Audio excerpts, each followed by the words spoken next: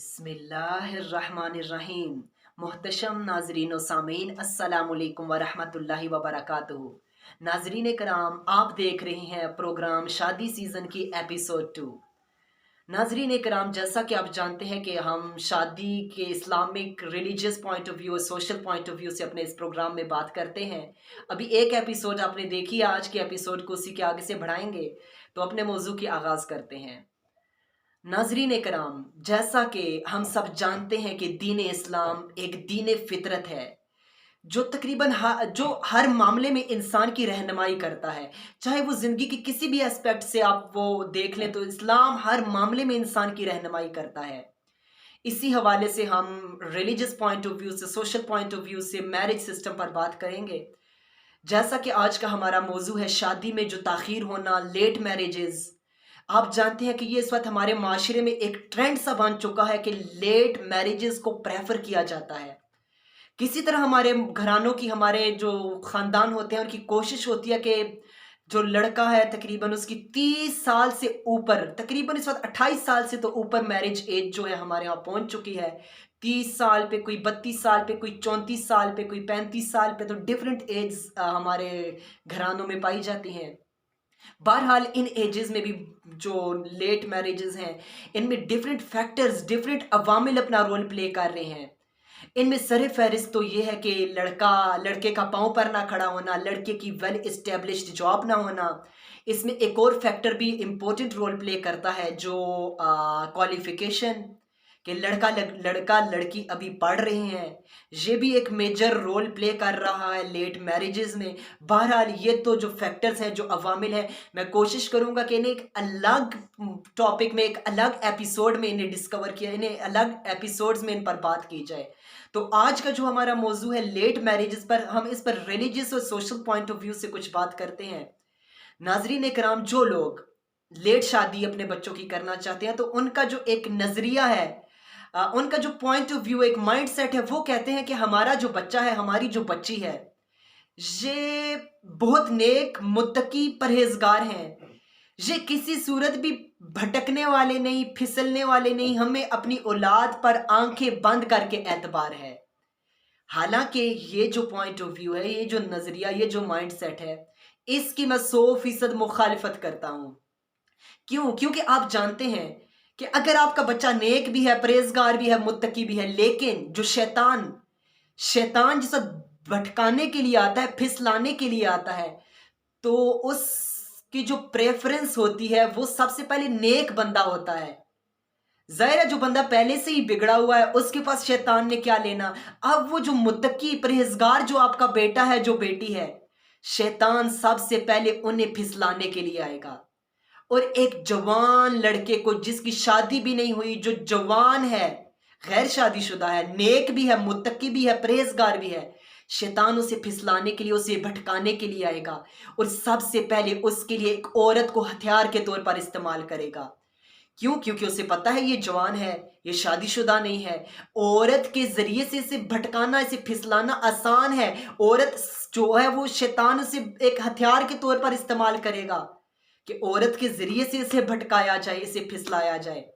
ये तो रही बात आपके नेक, मुत्तकी, परहेजगार बच्चे की, जो गैर शादीशुदा नहीं है। फिर जो नेक नहीं है, जो आपका बेटा मुत्तकी, परहेजगार नहीं है, उसका तो फिर आप खुद सोच सकते हैं कि नेक लोगों का ये आलम है कि शैतान उनको भटकाने के लिए औरत को हथियार के तौर पर इस्तेमाल कर रहा है। तो फिर गैर शादीशुदा जो मुत्तकी लोग नहीं हैं, उनका क्या हाल हो सकता है। बहरहाल ये तो रही एक एग्जाम्पल। इसके अलावा अगर हम अपनी असलाफ के हवाले से सहाबा कराम की ज़िंदगियों से बात करें, तो उधर से भी हमारे लिए काफ़ी रोशन मिसालें मौजूद हैं। हमारे असलाफ भी अपने आप को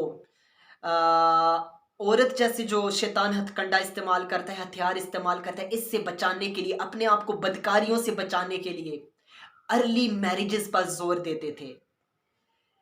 आप ज़रा तसव्वुर कीजिए, अगर सहाबा कराम की ज़िंदगी से हम मिसालें ले लें, तो अमीरुल मोमिनीन हज़रत उमर फ़ारूक रज़ियल्लाहु अन्हु की मिसाल है, जिनकी आप देखते हैं कि हज़रत उमर फ़ारूक की जो नेकियां हैं वो सितारों की मानद हैं। इसके अलावा हज़रत उमर फ़ारूक रज़ियल्लाहु अन्हु को देखकर शैतान अपना रास्ता बदल लेता है। वही अमीरुल मोमिनीन हज़रत उमर फ़ारूक रज़ियल्लाहु अन्हु फरमाते हैं कि मुझे है इस बात से सोचकर मेरे रोंगटे खड़े हो जाते हैं कि इंसान जवान हो और उसकी बीवी भी ना हो। ये सोचकर मेरे रोंगटे खड़े होते हैं। अब आप जरा इमेजिन कीजिए कि जवान किस शख्स को कहा जाता है। क्या 40 साल का बंदा ज्यादा जवान है या 14-15 साल का बंदा जवान हुआ है? आप खुद अंदाजा लगा सकते हैं। अमीरुल मोमिनीन फरमाते हैं कि मेरे रोंगटे खड़े हो जाते हैं इस बात से कि इंसान जवान भी हो। इसके अलावा एक और एग्जाम्पल आपको अमीरुल मोमिनीन की लाइफ से ही मिलती है कि हजरत उमर फारूक रज़ी अल्लाह अन्हु फरमाते हैं कि अगर मुझे मालूम हो जाए मेरी जिंदगी के 3 दिन बाकी बचे हैं तो फिर भी मैं पहले शादी करने को तरजीह दूंगा, मैं पहले मैरिज को प्रेफर करूंगा। अल्लाह अकबर। अब आप खुद जरा इमेजिन कर सकते हैं, आप जरा खुद तसव्वुर कर सकते हैं कि किस कदर अर्ली मैरिज पर जोर दिया जा रहा है। इसके अलावा आप जरा तसव्वुर कीजिए, हजरत अब्दुल्ला बिन मसूद रज़ी अल्लाह अन्हु की लाइफ से भी आपको एक एग्जाम्पल मिलती है। हजरत अब्दुल्ला बिन मसूद रज़ी अल्लाह अन्हु फरमाते हैं कि अगर मुझे मालूम हो जाए कि मेरी जिंदगी के 10 दिन बाकी हैं, मेरी जिंदगी के 9 दिन गुजर जाएं, 10वां दिन आ जाए, मौत का वक्त मेरे करीब आन पहुंचे, लेकिन फिर भी मैं पहले शादी करने को तरजीह दूंगा, मैं पहले मैरिज को प्रेफर करूंगा। अल्लाह अकबर। अब आप मैरिज की इंपॉर्टेंस पर जरा खुद तसव्वुर कर सकते हैं, खुद इमेजिन कर सकते हैं कि सहाबा कराम का जो तरीका था वो क्या था और आज हम लोगों का तरीका क्या है।